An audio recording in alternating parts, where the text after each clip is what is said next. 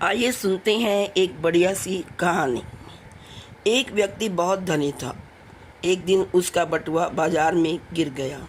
उसे घर पहुंचकर इस बात का पता चला। बटुए में जरूरी कागज़ के अलावा कई हजार रुपए भी थे। तुरंत ही वो मंदिर गया और प्रार्थना करने लगा कि बटुआ मिलने पर प्रसाद चढ़ाऊंगा, गरीबों को भोजन करवाऊंगा। संयोग से वो बटुआ एक बेरोजगार युवक को मिला।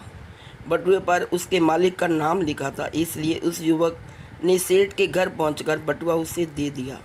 सेठ ने तुरंत बटुआ खोलकर देखा, उसमें सभी कागजात और रुपए वैसे ही थे जैसे उसने रखे थे।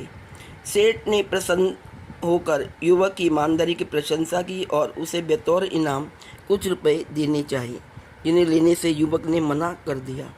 इस पर सेठ ने कहा, अच्छा कल फिर आना।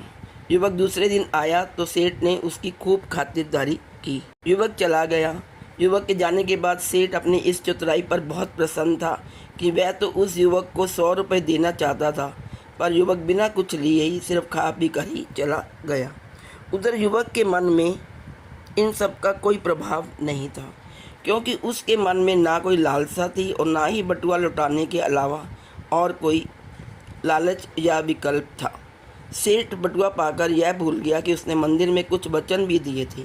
सेठ ने अपनी इस चतुराई का अपने मुनीम और सेठानी से जिक्र करते हुए कहा कि देखो वह युवक कितना मूर्ख निकला, हजारों का माल बिना कुछ लिए ही दे गया।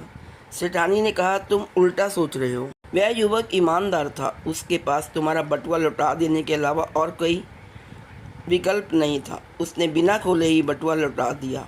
मैं चाहता तो सब कुछ अपने पास ही रख लेता, फिर तुम क्या करते? ईश्वर ने दोनों की परीक्षा ली, वो पास हो गया और तुम फेल। अवसर स्वयं तुम्हारे पास चलकर आया था, तुमने लालचवश उसे लौटा दिया। अब अपनी गलती को सुधारो और जाओ उसे खोजो। उसके पास ईमानदारी की पूंजी है जो तुम्हारे पास नहीं है, उसे काम पर रख लो। सेठ तुरंत ही अपने कर्मचारियों के साथ उस युवक की तलाश में निकल पड़ा। कुछ दिनों बाद वह युवक किसी और सेठ के यहाँ काम करता मिला। सेठ ने युवक की बहुत प्रशंसा की और बटुए वाली घटना सुनाई तो उस सेठ ने बताया, उस दिन इसने मेरे सामने ही बटुआ उठाया था। मैं तभी अपने गार्ड को लेकर इसके पीछे गया, देखा कि वह तुम्हारे दरवाजे पर जा रहा है। तुम्हारे दरवाजे पर खड़े होकर मैंने सब कुछ देखा व सुना और फिर इसकी ईमानदारी से प्रभावित होकर इसे अपने यहाँ मुनीम रख लिया। इसकी ईमानदारी से मैं पूरी तरह संतुष्ट हूँ और निश्चित हूँ। बटुए वाला सेठ खाली हाथ लौट आया। पहले उसके पास कई विकल्प थे, उसने निर्णय लेने में देरी की। उसने एक विश्वास पात्र खो दिया। युवक के पास अपने सिद्धांत पर अटल रहने का नैतिक बल था। उसने बटुआ खोलने के विकल्प का प्रयोग ही नहीं किया।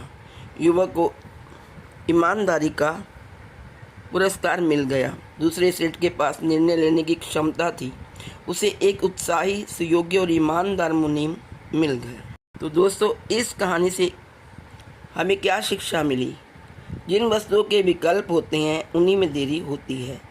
विकल्पों पर विचार करना गलत नहीं है, लेकिन विकल्पों पर ही विचार करते रहना गलत है। हम यह या वह के चक्कर में पड़े रहते हैं। विकल्पों में उलझकर निर्णय पर पहुंचने में बहुत देर लगाने से लक्ष्य की प्राप्ति बहुत कठिन हो जाती है। तो दोस्तों, हमें हमेशा जीवन में ईमानदार रहना चाहिए। ईमानदारी बहुत बड़ी चीज़ है। इंग्लिश में भी कहावत है, honesty is the best policy. ईमानदारी और सच्चाई से हम बहुत कुछ प्राप्त कर सकते हैं। यदि वीडियो पसंद आए तो please like, share and subscribe. Thank you so much.